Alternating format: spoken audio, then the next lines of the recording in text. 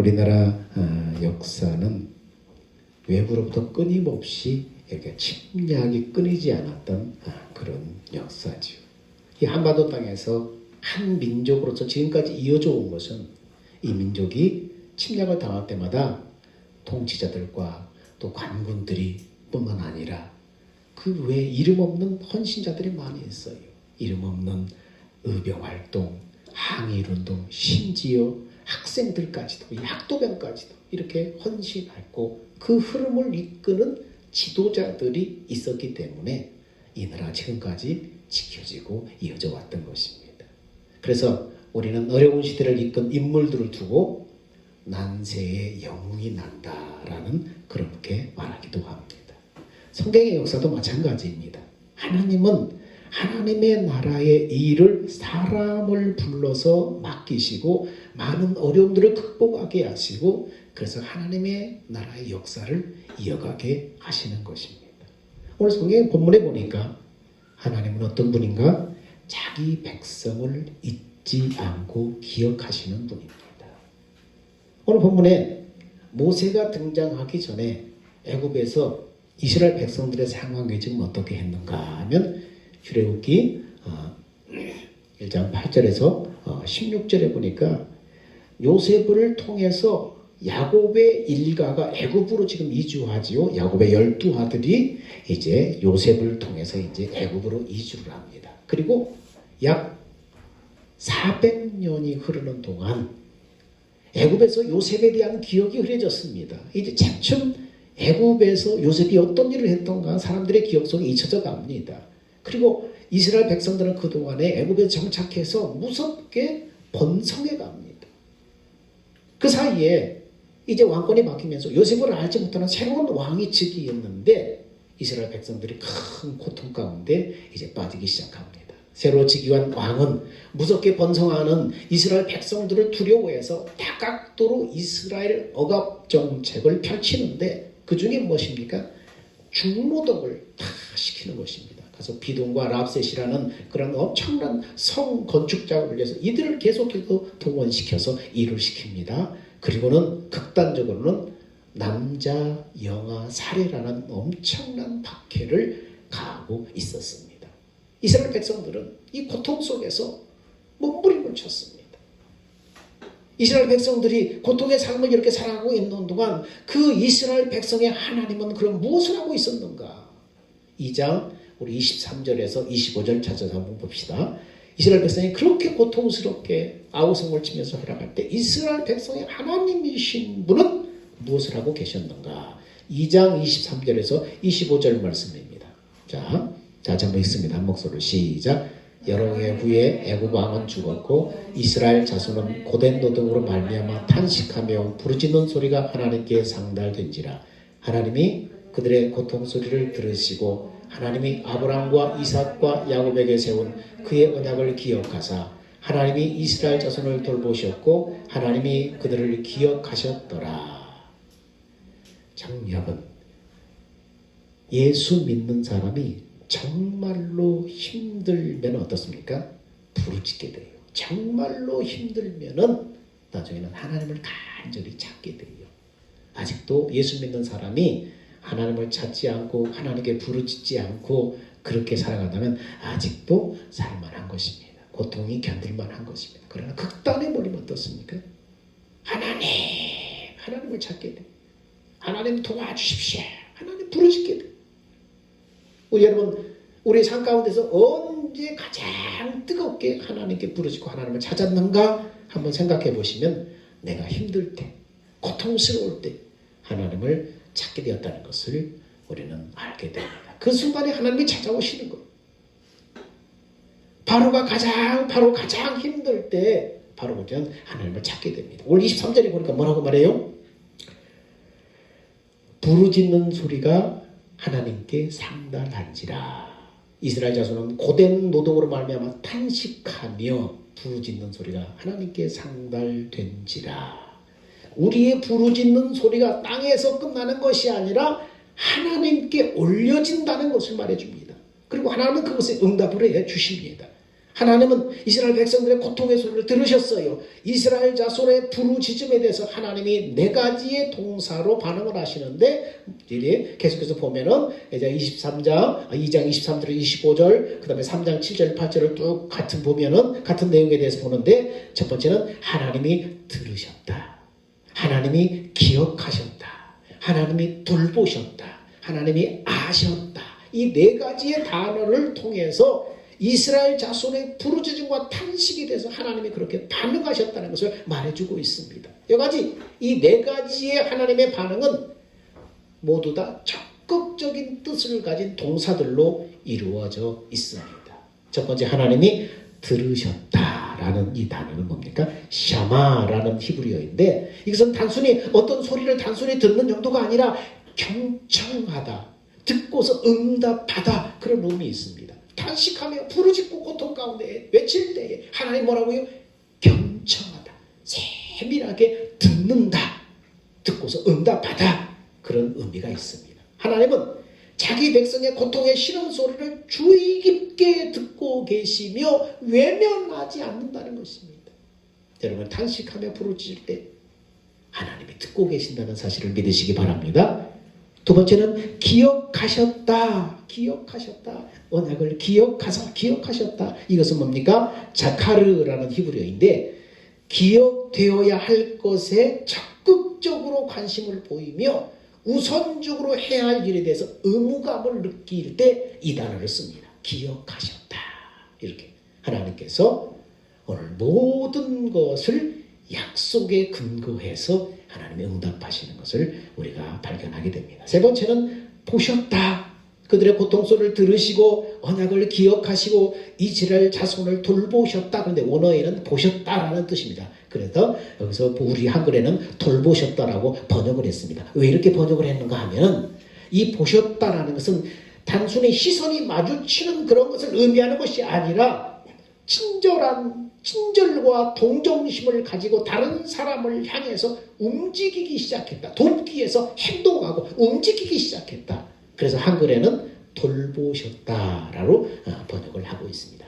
우리가 고통 가운데 부르짖을 때에 하나님이 들으시고 하나님이 기억하시고 하나님이 돌보신다. 그러면 네 번째 아셨다는 뭡니까? 자, 3장 7절 8절에 보면 아셨다라는 그런 게 나오는데 히브리 사람들에게 있어서 이 단어의 의미는 단순히 우리가 너와 내가 아는 그 정도의 의미로 끝나지 않습니다. 이 안다는 의미는 부부와 같이 친밀한 사이에 아는 것을 의미합니다. 그래서 특별히 NIV 성경에서는 이것을 컨선으로 번역해서 진심으로 걱정해 주면서 문제에 관심을 가지고 아는 관계, 이것을 말할 때 바로 이 단어를 쓰는 것입니다. 하나님이 우리에게 대해서 그렇게 관심을 가요. 진심으로 걱정하고 근심하며 문제에 대해서 관심을 가지고 아는 관계, 이 아는 관계를 말하는 것입니다. 하나님께서 이스라엘 백성들을 고통 가운데 그냥 내버려 두지 않으셨어요. 그들의 고통과 탄식과 부르짖는 소리를 들으시고 기억하시고 바라보시고 아셨다는 것입니다. 하나님이 동일하게 우리의 고통 소리를 하나님이 들으시고 보시고 아셔요. 여러분 24절에 하나님의 그들의 고통 소리를 들으시고 그들의 고통 소리에다 자신의 이름을 넣어보세요. 하나님이 이난이의 고통 소리를 들으시고 하나님이 혜연이의 고통 소리를 들으시고 하나님이 혜경이의 고통 소리를 들으시고 하나님이 기찬이의 고통 소리를 들으시고 아시고 보셨고 행동하신다는 거예요. 하나님은 오늘 하나님의 자녀된 나의 고통과 부르짖음을 경청하는 거예요. 세밀하게 듣고 경청하는 거예요. 그리고 관심과 의무감을 느끼는 거예요. 그리고 친절과 동정심을 가지고 일하기 시작하는 거예요. 그리고 친밀한 관계에서도 진정으로 걱정하며 염려하며 돕기 시작하는 거예요. 하나님은, 우리가 믿는 하나님은 그런 하나님이라는 것입니다. 그래서 우리의 작은 신음에도 응답하시는 그런 찬양을 우리가 부르게 되는 것입니다. 하나님은 오늘도 우리의 고통 소리를 외면하지 않으십니다. 여러분, 사람이 살다 보면 갖가지 우리의 삶의 고통이 찾아옵니다. 어쩔 때는 물질적인 궁핍으로 인해서 우리는 고통합니다. 때로는 육체적인 질병으로 고통스러워합니다. 때로는 정치적인 속박으로 고통스러워하고 지적인 무지로 말미암아 고통스러워하고 사랑하는 사람의 죽음으로 말미암아서 우리는 고통스럽게 부르짖기도 합니다. 정신적으로 육체적으로 고통을 당하기도 합니다. 이때 우리는 어떻게 할까요? 하나님 앞에 부르짖어야 하는 거예요. 내 고통에 아무도 반응하지 않은 것 같지만은 하나님은 우리의 고통을 외면하지 않으신다고 성경은 말합니다. 하나님 우리에게 말씀합니다.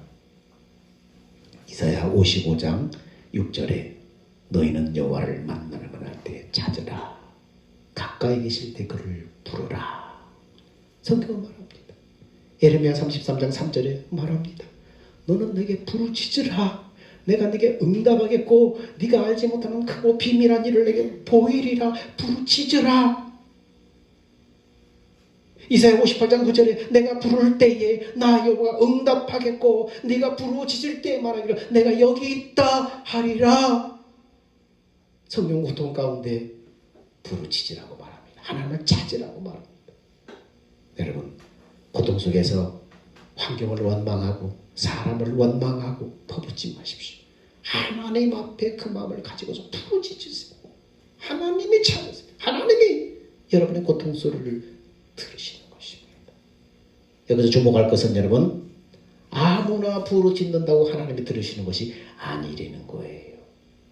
하나님의 네 가지 반응의 모습에서 가장 중요한 것은 이러한 반응의 조건과 토대가 되는 것이 있다는 거예요. 그것이 뭡니까? 바로 아브라함과 이삭과 야곱에게 세운 그 언약을 기억하사 이 단어입니다. 여러분 24절에 하나님이 그 고통소리를 들으시는데 무엇에 근거해서 들으시는가? 아브라함과 이삭과 야곱에게 세운 그의 언약을 기억하사 이것이 응답의 여러분 조건이 되는 것입니다. 하나님께서 우리와 맺으신 언약으로 우리를 기억하시고 우리를 위해서 일하신다는 것입니다. 우리도 이스라엘 백성들과 같이 하나님의 언약이 우리에게도 있어요. 그러면 우리가 언약을 갖게 된 근거가 무엇입니까? 바로 예수 그리스도예요. 이스라엘의 하나님만이 아니라 성경의 인물들만의 성경 속의 그 인물들만의 하나님이 아니라 바로 우리의 하나님이 되는 이유는 바로 예수 그리스도예요. 우리는 예수 그리스도로 말미암아 언약을 맺은 하나님의 자녀가 된 것입니다. 하나님께서 기억하실 약속이 있는 언약 백성들만이 하나님의 부르짖을 때에 응답을 누릴 수 있다는 것을 오늘 본문을 통해서 우리는 알게 되는 것입니다. 그렇기 때문에 하나님은 우리의 고통소리를 듣고 계시면서 우리를 위해서 하나님의 일을 시작하십니다. 그러므로 언약에 신실하신 하나님의 성품만이 모든 기도의 응답의 근거가 되는 것입니다. 여러분 고통 가운데 어려움 가운데 우리를 향해서 귀를 기울이시는 그 하나님께 부르짖고 하나님의 도우심으로 승리하는 여러분 되기를 축원합니다. 하나님은 두 번째는 당신의 계획에 사람을 불러서 참여시키십니다. 전능하신 하나님이 다 하실 수도 있지만 하나님이 일하시는 방식은 뭡니까? 당신의 계획에 사람을 불러서 참여시켜서 일을 하신다는 거예요. 출애굽기 3장 10절에 보니까 하나님께서 이스라엘 백성들을 부르짖는 고통하는 탄식 그들 그 고통 소리를 들으시고 하시고 그들을 돕기 위해서 어떻게 하십니까? 3장 10절에 모세를 불러요. 모세를 불러서 일에 참여시키려고 모세를 부릅니다. 3장 10절에 보니까 이제 내가 너를 바로에게 보내어 너에게 내 백성 이스라엘 자손을 애굽에서 인도하여 내게 하리라. 하나님께서 이스라엘 탄식과 부르짖음을 들으시고 지도자 모세를 통해서 이스라엘 백성을 구출할 계획을 세우셨다는 것입니다. 모세는 하나님의 부르심을 받았고 하나님의 능력을 받아서 그 일을 하게 될 것입니다. 그 일은 너무나 힘들고 불가능해 보인 일입니다. 그러나 하나님께서는 연약한 인생을 통해서 위대한 일을 이루심으로 하나님의 능력이 나타나는 구원 역사의 한 장면이 되도록 역사를 하십니다. 여러분 모세가 능히 감당할 만했으면 모세가 했다고 했지 사람들이 하나님이 하셨다고 하겠어요? 연약한 인생 할 수 없는 그 일, 그 연약한 인생을 부르셔서 엄청난 위대한 일을 행하심으로 하나님의 능력이 나타내셔서 바로 하나님의 구원 역사의 한 장면을 사람들로 하여금 되게 하는 것입니다. 보게 하는 것입니다. 하나님께서 일꾼을 부르시고 그를 통해서 일하기를 기뻐하셔요. 어떤 일을 하도록 부름 받은 것을 우리는 뭐라고 합니까? 소명이라고 해요. 어떤 일을 위해서 너를 불렀다. 너를 집사로 불렀다. 너를 장로로 불렀다. 너를 목사로 불렀다. 권사로 불렀다. 성도로 불렀다. 이 불은 어떤 일을 하기 위해서 부름 받은 것을 소명이라고 해요. 그러니까 그 소명 받은 사람들이 이루어야 할 일을 사명이라고 해요. 성경의 역사는 하나님의 사람들의 소명의 역사이면서 그들이 하나님의 뜻을 이루어가는 사명의 역사가 바로 성경의 역사인 거예요. 1960년대 휘튼 대학을 수으로 졸업하고 교수직을 받게 된 짐 엘리엇이라고 하는 사람이 어느 날 에콰도르의 야만적인 원시 살인족 아카우족이 너무나 흉악해서 아무도 그들에게 접근해서 복음을 전하지 못하고 있다는 글을 접하고 마음에 큰 도전을 받습니다. 그리고는 자기 자신이 그 아우카족에게 들어가서 복음을 전하기로 결심을 합니다. 그리고 그곳을 향해서 들어갔습니다.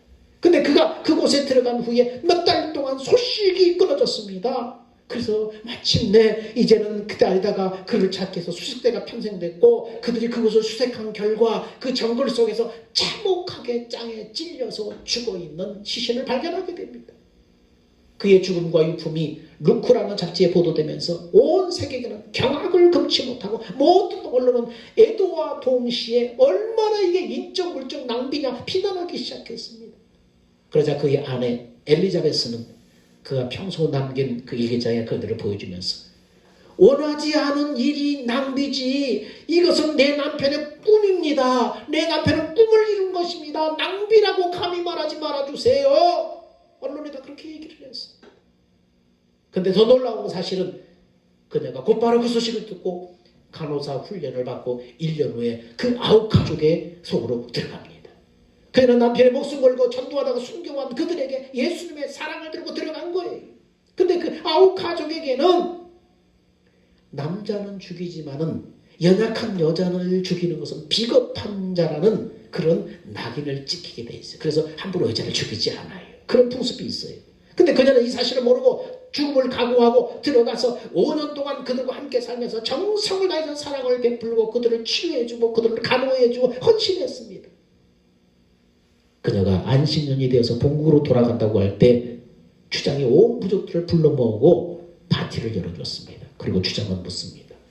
늘 저희와 함께 고생하고 치료해주고 앞장서서 고통당하는 사람과 함께 해주는 당신은 도대체 누굽니까? 라고 묻습니다. 그녀는 눈물을 글썽이며 말합니다. 사실은 5년 전에 당신들에게 복음을 전하기 위해서 왔다가 죽임을 당한 그 사람이 바로 제 남편입니다. 나와 내 남편이 섬기는 하나님의 사랑 때문에 여기까지 와서 저도 살게 된 것입니다. 그 이야기를 듣는 아우카족들은 큰 충격과 감동을 받았어요. 그래서 아우카족은 그 자리에서 모든 무릎을 꿇고 예수 그리스도를 구주로 영접을 했습니다. 그로부터 10년 후 5명의 선교사들이 가슴에 창과 화살을 꽂았던 그 퀴노라고 하는 아우카족 사람은 아우카족 최초의 목사가 됩니다. 순교한 선교사들의 자녀 중 2명은 그들의 아버지가 순교에 피를 흘린 팜비치 강가에서 그 아우카족 카모 목사에게 최초로 세례를 받습니다. 여러분, 개인의 삶으로는 허무해 보일 수 있지만 하나님 나라의 사역은 결코 실패하지 않는다는 거예요.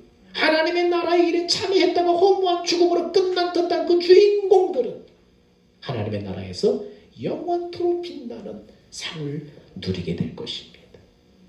하나님은요, 일꾼을 부르시고 그를 통해서 일하기를 기뻐하시고 하나님 나라의 역사는 그러한 소명자들이 사명을 감당함으로 이루어져 가는 것입니다. 여러분도 하나님의 소명에 응답하고 사명 잘 감당하고 하나님의 나라 역사를 진전시키는 사람들이 다 되기를 주의 이름으로 축원합니다. 세 번째, 그럼 이 그러므로 하나님의 이 부르심을 받은 사람들은 하나님의 그 소명, 하나님의 콜링을 할 때에 기쁨으로 순종해야 마땅한 것입니다. 근데 오늘 3장 10절, 11절, 13절에 보니까 하나님의 부르심 앞에 모세의 반응은 어떻습니까? 11절에 보니까 모세가 하나님께 아뢰되 내가 누구이기에 바로에게 가며 이스라엘 자손을 애굽에서 인도하여 내리까? 못 가겠다는 거예요.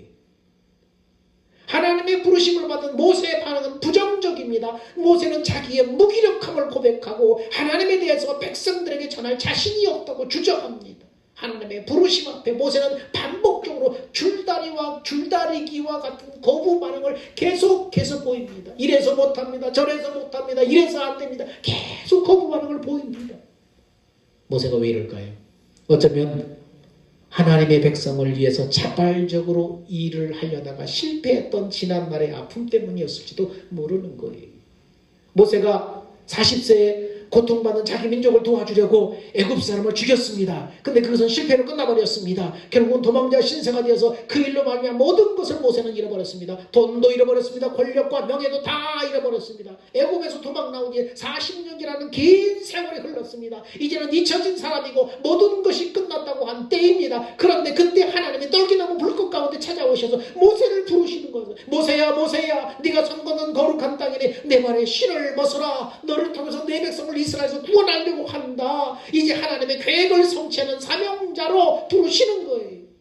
그런데 왜 이제입니까? 내가 자발적으로 하나님의 일을 하려고 할 때는 실패하고 도망자가 돼서 광야 양치기로 40년의 세월이 흘러서 이제는 80 노인이 되었는데 왜 이제입니까? 왜 이제 나더러 하나님의 일을 하라고 하십니까? 모세의 지금 마음은 그거예요. 왜 이제입니까? 9절에 하나님이 말씀합니다. 이제 가라. 이제 가라. 아타라는 말은 이제부터 곧장 가라. 하나님이 이스라엘의 역사에 개입하셔서 새로운 전기를 이제부터 마련하겠다는 거예요. 이제 가라는 거예요. 10절에 이제 내가 너를 바로에게 보내어 너에게 내 백성 이스라엘 자손을 내보면서 인도하여 내게 하리라. 이제 뭡니까? 하나님의 때가 되었다는 거예요. 하나님의 때가 되기 전에 모세는 자발적으로 자기가 자원해서 일을 하려고 했지만 그때는 하나님의 계획하신 때가 아니었어요. 근데 때가 되었다는 거예요. 이제 때가 되었다. 하나님의 때가 되어서 역사의 가장 적절한 때가 되어서 이제 너를 사용하겠다는 거예요. 모세는 몰랐을지라도 하나님은 하나님의 때에 사용하시려고 모세를 준비시키고 계셨던 것입니다. 그러나 모세는 그 사실을 알지 못했어요. 모세의 호렙산 등산과 하나님의 현현은 우연의 일치가 아니라 하나님이 세밀하게 계획하고 계신 것이었습니다. 애굽에서 이스라엘의 번성과 새 왕조의 탄압은 우연이 아니라 하나님의 준비였습니다. 순수한 레위혈통에서 태어난 모세가 강가에 버려져 죽을 수밖에 없는 상황에서 기적적으로 구출된 것도 하나님의 세밀한 준비였습니다. 40년 동안 양치기로 살다가 호렙산에 이르는 과정도 보이지 않는 하나님의 세밀한 섭리와 준비였습니다. 그러나 모세는 몰랐지만 하나님은 모든 것을 계획하시고 진행하시고 호렙산에서 모세를 기다리고 계셨던 거예요. 여러분, 우리는 내 때에 내가 원하는 때에 하나님 일해주지 않는다고 역사해주지 않는다고 원망할 수 있어요. 그러나 큰 그림을 봐야 돼요. 하나님의 때가 있어요. 우리를 통해서 일하시려고 부르실 때 하나님의 때가 있어요. 그 때를 위해서 준비하며 기다리고 있어야 됩니다. 하나님은 인류 구원의 원대한 계획을 진행하시면서 한 시대에 모세를 사용하기를 원하셔서 이토록 세밀하게 준비하고 계셨던 것입니다. 여러분, 우리는 하나님의 때가 나에게 지나갔다고 포기하지 말아야 돼요. 내가 이제는 재기할 수 없다고 패배감에 절망하지 말아야 돼요. 나는 이제 잊혀진 사람이고 끝난 사람이라고 포기하지 말아야 돼요. 아브라함은 75세 부름받았고 100세가 되어서야 약속을 성취받았습니다. 여러분, 갈렙은 85세 노인의 하나님 앞에 쓰임받았습니다. 하나님은 80세 노인 모세에게 이제 내가 너를 쓰겠다고 부르시는 것입니다. 그러므로 우리는 내가 지금 어느 시점에 있든지 늦었다고 생각하지 말아야 돼. 이제는 안 되겠다고 생각하지 말아야 돼. 포기하지 말아야 돼. 절망하지 말아야 돼. 하나님의 때가 있다. 하나님 나를 부르셨다면 나를 하나님이 사용하실 하나님의 때가 있다. 그때까지 믿음으로 한 걸음 하나님의 때를 기다리며 나가면 되는 것입니다. 세계적인 선샤인 잡지의 세계 역사상 최대의 업적의 35%는 60세, 70세 노인에 의해서 이루어졌고 23%는 70대, 80대 노인에서 이루어졌고 그리고 6%는 80대 위에서 성취되었다는 그런 보고가 기록되어 있습니다. 결국은 세계적인 위대한 역사적인 업적의 64%는 60대 이상의 사람들에 의해서 성취되었다는 얘기입니다. 이것을 알지 못하고 모세는 반복적으로 나는 부적절한 사람이라고 거부하는 모세에게 하나님은 반복적으로 하나님도 나는 거룩한 사람으로서 너에게 내가 일을 맡긴다라고 계속해서 말씀하십니다. 하나님은 모세의 집요한 거부와 불순종에도 그를 끝내 설득하셔서 하나님의 일에 참여시키셨습니다. 하나님의 부르심을 받은 사람은 그러므로 기쁨으로 순종해야 돼요. 자원함으로 기쁨으로 부르실 때에 순종해야 하는 것입니다.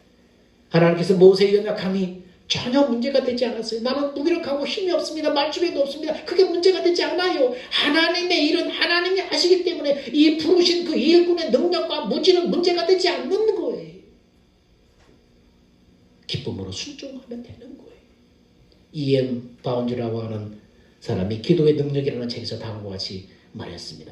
우리는 효과적인 복음 전도와 교회 성장, 교인 수 증가를 위해서 새로운 방법, 새로운 계획, 새로운 조직을 궁리하는데 끊임없이 신경을 쓰고 있다. 그러나 하나님의 계획은 사람을 중시한다. 사람이 하나님의 방법인 것이다. 교회는 더 나은 방법을 찾고 있지만 하나님은 더 나은 사람을 찾고 계신다. 하나님께로 보내심을 받은 사람이 있으니 그의 이름은 요한이라. 이처럼 그리스도의 길을 예비하는 하나님의 계획이 바로 요한이라는 사람에게 달려 있었던 것이다. 그렇습니다. 결국은 오늘날 교회로 필요로 하는 것은 성령이 쓰실 수 있는 사람이다 라고 말했습니다.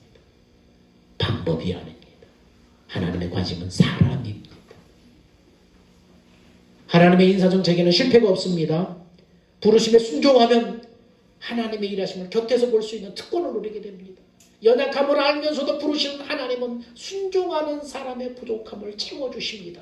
그러므로 소명은 축복입니다. 사명은 특권이고. 사랑하는 여러분, 하나님은 자기 백성의 고통스러움을 잊지 않고 기억하십니다. 하나님은 당신의 계획에 사람을 불러 참여시킵니다. 이 귀한 하나님의 구속사에게 부르실 때에 여러분 기쁨으로 순종함으로 하늘의 귀한 상금을 준비해서 그날을 성공시키십시오. 그리고 이 땅에서 하나님의 일하심을 목도하는 영광을 경험하는 여러분이 되시기를 주의 이름으로 축원드립니다. 기도합니다. 사랑과 은혜가 풍성하신 아버지 하나님, 오늘 모세를 통해서 역사하신 하나님의 그 역사들을 보면서 하나님이 자기 백성의 고통소리를 결코 잊지 않고 아셨고 들으셨고 보셨고 건져내신다는 것을 깨달았습니다. 우리는 고통 가운데 사람을 보고 환경을 보고 원망하지 않게 하시고 그 고통을 하나님께로 가져가서 부르짖고 하나님의 이름을 부르게 하여 주옵소서. 하나님은 당신의 계획에 사람을 불러 참여시킨다고 했사오니 사람을 불러 일하시기를 원하시는 하나님 앞에 하나님이 소명으로 사명으로 우리를 부르실 때에 기쁨으로 순종함으로 하나님의 쓰임받는 사람, 이 땅에서 하나님의 영광을 보기를 원하는 사람 되게 하여 주옵소서. 생명 되신 예수님의 이름으로 기도하옵나이다. 아멘. 주님 다시 오실 때까지 찬양합시다.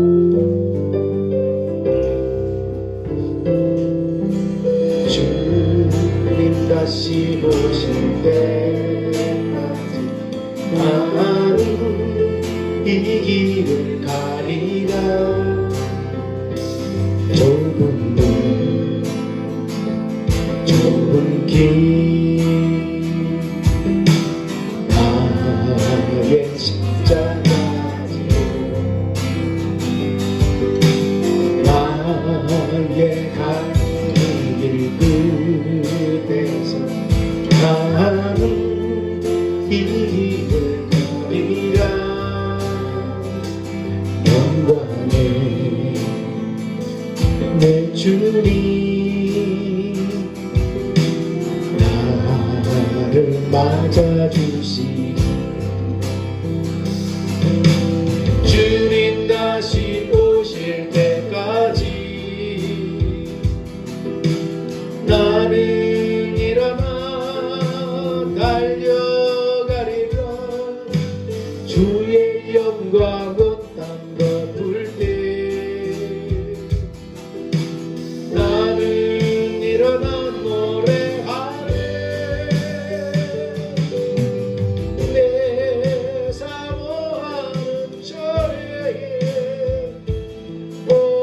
세상 구주시라 내 사모하는 주의 영광의 왕이시라.